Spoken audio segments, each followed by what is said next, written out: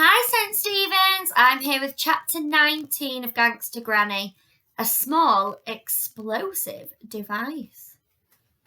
The next morning, as Mum and Dad went through song after song to select some music for their son's up-and-coming dance competition, Ben sneaked out of the house and cycled to the hospital. When he finally found Granny's ward, he saw that there was a bespectacled doctor perched on her bed. Nevertheless, he raced over excitedly to the old lady so he could share the plan with her. Ooh. The doctor was holding Granny's hand and talking to her slowly and quietly. "Just give us a moment alone, please, Ben," said Granny. "The doctor and I are just talking about, lady things." Okay, said Ben. He sloped back to the swing doors and leafed through a sickly-looking copy of Take a Break. The doctor passed him and said, "I'm sorry," before leaving the ward. Sorry, thought Ben. Why is he sorry? And he walked tentatively over to his Granny's bed. Granny was dabbing at her eyes with a tissue. And when she saw Ben approach, she stopped and shoved it back up the sleeve of her nightdress. "Are you okay, Granny?" he asked softly. Yes, I'm fine. I have something in my eye." "Then why did the doctor say I'm sorry to me?" Granny looked flustered for a moment. Well, I imagine he was sorry that he wasted your time in coming here. There is absolutely nothing wrong with me, as it turns out." "Really?" "Yes. The doctor gave me the test results. I'm fit as a butcher's dog." Ben hadn't heard that expression before, but he imagined it must meant very, very fit. "That's brilliant news, Granny," exclaimed Ben. "Now, I know you said no to before." "Is this what I think it is?" asked Granny. Ben nodded. "I said no 100 times. Yes, but what, young man?" "I found a weakness in the Tower of London, and I spent all week working on a plan of how we can steal the jewels. I think we can really do it."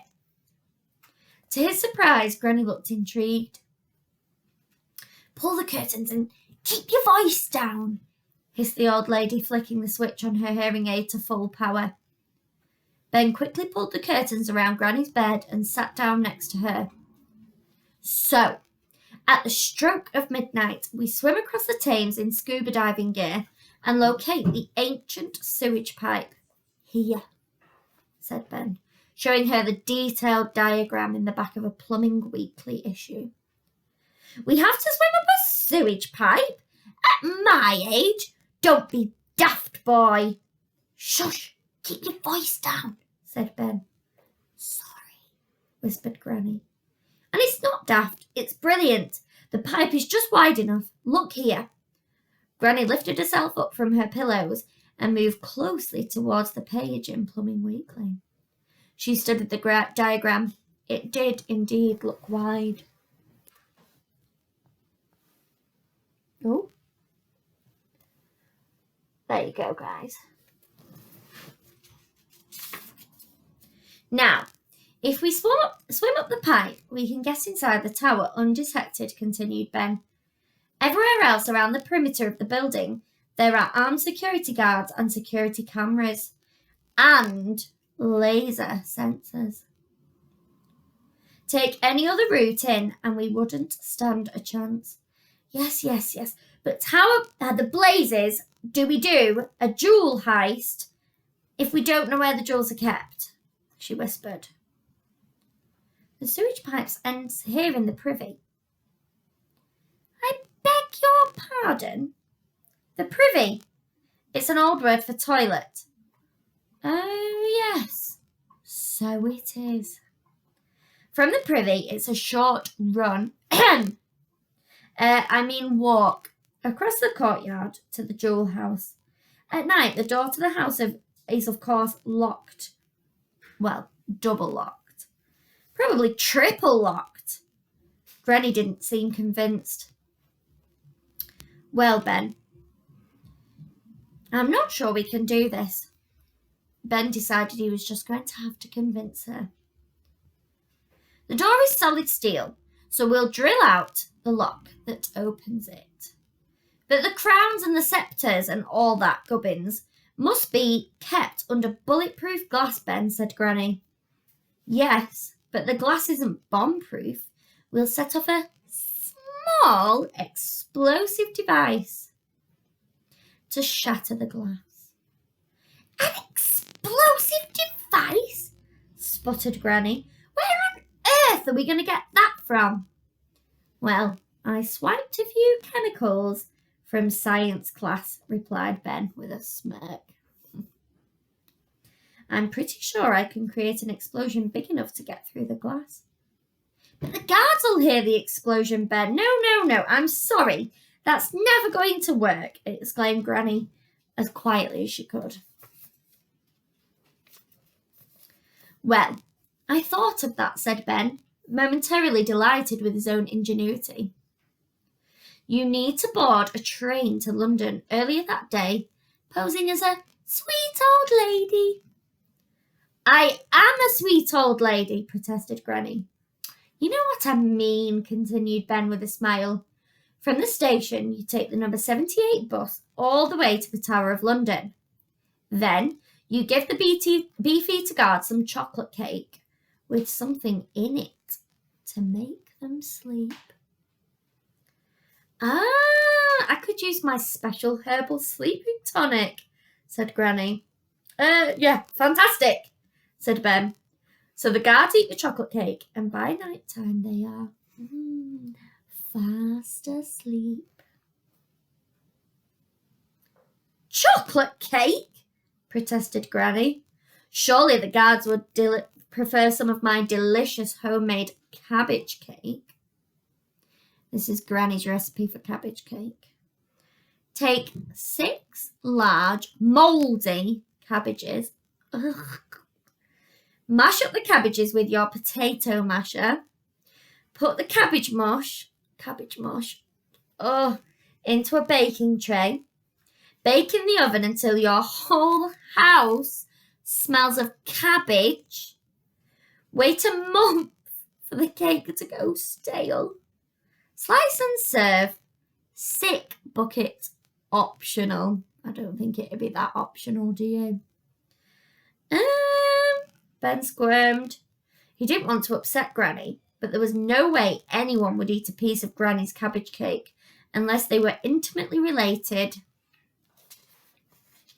And even then, they would probably spit it out when she wasn't looking. I think chocolate cake from the supermarket would be better. Well, you seem to have thought of everything. I'm impressed. You know, the idea of using the pipe is genius. Ben flushed with pride. Thanks! But how did you know about it? They don't teach you stuff like that at school, do they? About sewage pipes and that? No, said Ben. It's just, I've always loved plumbing. I remember the old pipes being my favourite magazine. He held up Plumbing Weekly. It's my dream to be a plumber one day. He looked down, expecting Granny to tell him off or mock him. Why are you looking at the ground? Asked Granny. Well, I know it's silly and boring to want to be a plumber. I know I should want to do something more, interesting. Ben felt his face turn bright red. Granny put her hand on his chin and gently tilted his head up. Nothing you did could ever be silly or boring, Ben, she said. If you want to be a plumber and it's your dream, then no one can take it away from you. Do you understand? All you can do in life is follow your dreams. Otherwise, you are just wasting your time. I guess. I should hope so. Honestly, you say that plumbing is boring, but here you are planning to steal the crown jewels for goodness sake. And it's all down to plumbing. Ben smiled. Maybe Granny was right. But I have a question for you, Ben. Yes? How do we escape? A plan like this is no good if you're going to get caught red-handed, my lad. I know that, Granny, so I thought we should go out the way we came in, through the sewage pipe and swim back across the Thames. It's only 50 metres wide, and I've got my 100-metre swimming badge. It'll be a doddle. Granny bit her lip. She obviously wasn't sure that any of this would be a doddle, not least swimming across the fastest flowing river at night. Ben looked at her with hope in his eyes. Well, Granny, are you in? Are you still a gangster? She looked deep in thought for a while. Please, pleaded Ben. I've loved hearing all about your adventures, but I want to go on a heist with you, and this would be the ultimate one. Stealing the crown jewels? You said yourself it was every great thief's dream. Well, Granny, are you in? Granny looked at her grandson, glowing face. After a while she muttered, yes. Ben leaped from his chair and hugged her. Brilliant! Granny lifted her weak arms and embraced him. It was the first time in years she had really, really hugged him. But I have one condition, said the old lady with a deadly serious look in her eyes. What? Whispered Ben. We put them back the next night. And that's the end of chapter 19. I hope you enjoyed it. I cannot wait to hear what happens next. Goodbye!